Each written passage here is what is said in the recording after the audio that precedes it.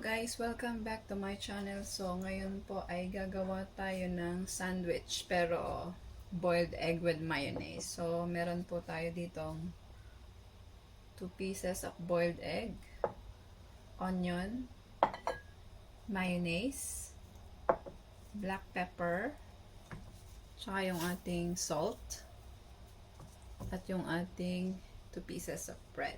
So, we start.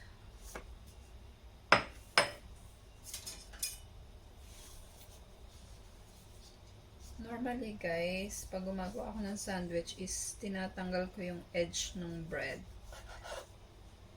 Ayan siya.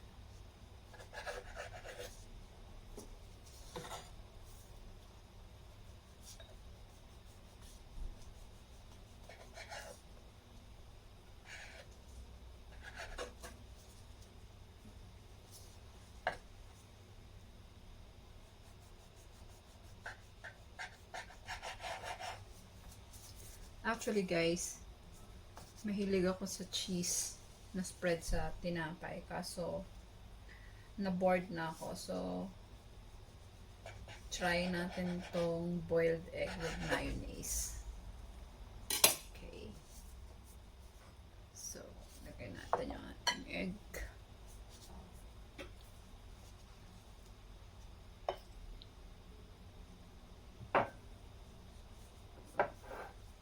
Then, smash natin siya.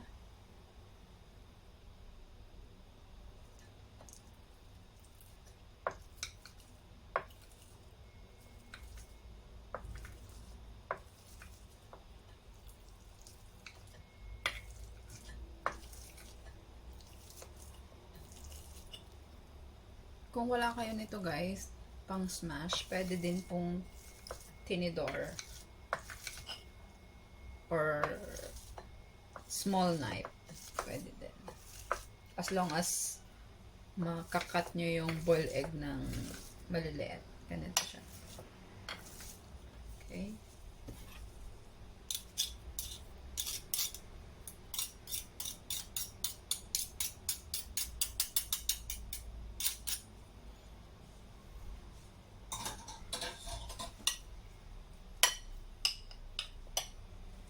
Then, we put our onion, yung ating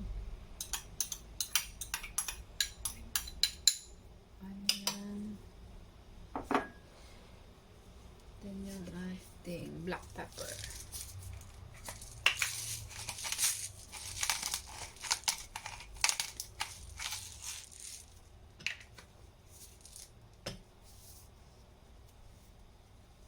And salt. Depende sa inyo guys kung gusto nyo is salty or unsalted. So, lalagyan ko siya ng 2 pinch of salt. Okay. So, next yung ating mayonnaise. Guys, ito po ay 2 tablespoon lang yung nilagay ko. Kasi ayaw ko siya ng masyadong maraming mayonnaise. Pero I think children like mayonnaise. So, pwede nyo siyang dagdagan.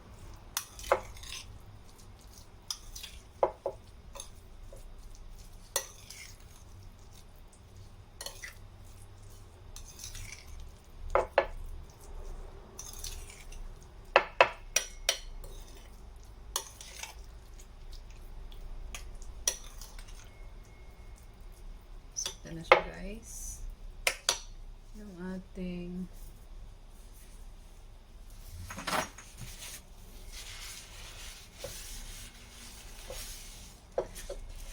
pwede na siya.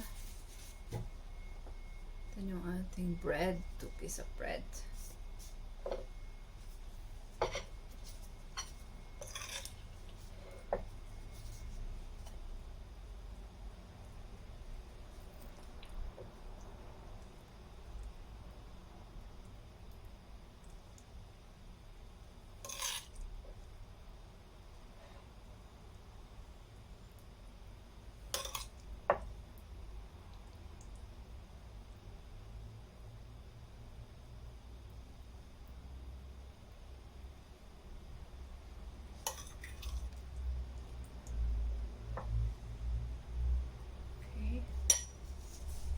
So, ito na siya guys.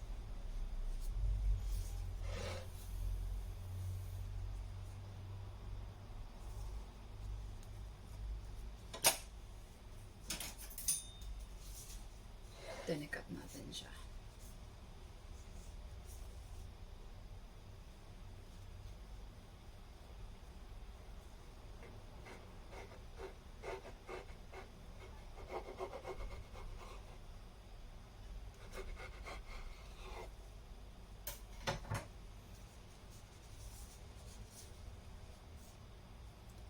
Now, meron na tayong sandwich with boiled egg and mayonnaise.